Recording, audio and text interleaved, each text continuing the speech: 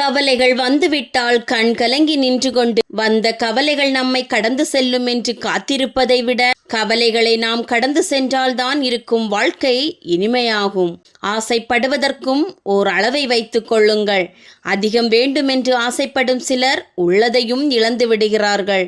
என்னதான் போராடினாலும் இன்னும் வெற்றிகளை எட்ட முடியவில்லை என்று வருந்தாதே. வெற்றிகளை எட்டும் வரை நீ ஓயாமல் உழைத்து கொண்டே இரு. நடக்க இருப்பது சரியான நேரத்தில், சரியான இடத்தில், சரியான காரணத்துடன் நடக்கும். உண்மை, பொறுமை இவை இரண்டையும் ஒருபோதும் கைவிடாதே.